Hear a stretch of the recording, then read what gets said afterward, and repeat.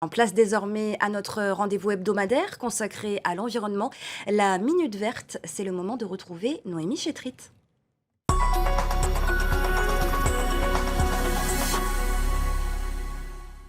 Yaorana Noémie. Bonsoir Sophie. Alors ce soir, on découvre la création de la première micro-forêt urbaine de Polynésie. C'est cela Sophie. Donc la semaine dernière, la Brigade Verte de Tahiti, une association bien connue au Fénois, organisait plusieurs actions éco-citoyennes au sein du lycée Paul Gauguin. Plus de 1400 jeunes ont été sensibilisés aux éco-gestes, au programme des interventions dans une quarantaine de classes dans le cadre du défi pour la Terre, ou encore une opération de dépollution du littoral de Faa. Mais c'était surtout le lancement de sa 3e campagne de plantation, Tahiti Urban Forest. L'objectif, créer la première micro-forêt urbaine de Polynésie au sein d'un établissement scolaire de la capitale. Les avantages, ramener de l'ombrage mais aussi de la végétation au sein des cours et faire baisser la température. On écoute Ludovic Bardou, fondateur de la Brigade Verte Tahiti.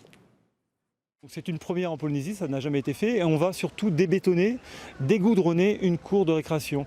On a constaté que ces 30 dernières années, on avait tendance pour des histoires de sécurité à couper les arbres dans les établissements, de peur qu'un enfant se prenne une branche, il y avait des histoires d'assurance, et on se rend compte que finalement les cours n'étaient pas du tout agréables à vivre et que les jeunes cherchaient l'ombrage lors des pauses des récréations.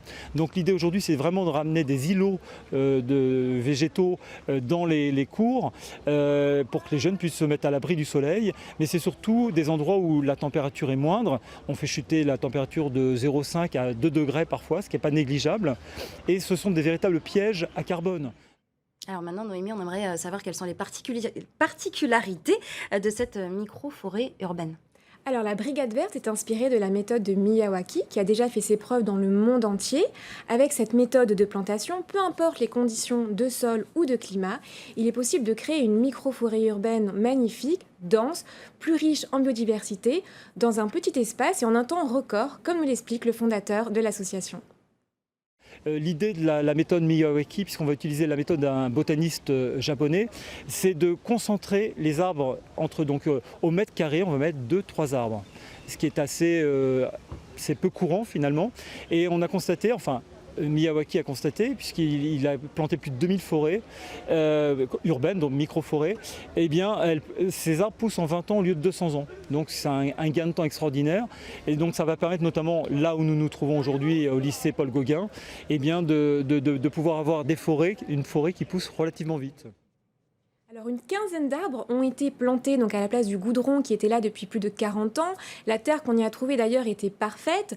On y a planté des caramboles, des fruits de la passion, que des plantes pouvant s'entraider au niveau racinaire et à la croissance très rapide. 150 élèves donc, ont planté ces arbres et ils étaient ravis. Alors maintenant, quelle est la prochaine étape, Noémie, maintenant que cette micro-forêt est plantée? Alors l'avantage des micro-forêts urbaines, c'est qu'elles demandent très peu d'entretien et de suivi. On écoute les participants qui nous en parlent. Pouvoir planter des arbres, déjà ça nous procure de l'oxygène et en plus ça embellit notre cour parce qu'elle est principalement faite de goudron. Alors justement ajouter des arbres pourrait l'embellir et la faire plus écologique. C'est important parce qu'en ce moment on détruit beaucoup le monde et si on fait un peu d'action ça peut aider à faire la nouvelle génération de demain. On a aussi planté des arbres fruitiers, donc des fois pour la cantine, pour leur dessert, comme ils mettent beaucoup de fruits, ils auront peut-être juste à venir là dans la cour et à prendre leurs fruits au lieu de faire venir des camions de n'importe où. Alors la Brigade Verte surveillera l'évolution de cette micro-forêt urbaine et d'ici 2 ou 3 ans, selon les résultats, elle en plantera d'autres. En attendant, on retrouve donc l'association du 11 au 19 novembre prochain pour d'autres opérations Eco-Warrior organisées dans plusieurs communes de Tahiti. Et nous, Sophie, on se retrouve la semaine prochaine pour parler d'un spectacle environnemental avec Nani le clown. Ouais, ça sera prometteur. Merci Noémie pour cette rubrique, cette minute verte dans ce JT. À mercredi prochain. À la semaine prochaine.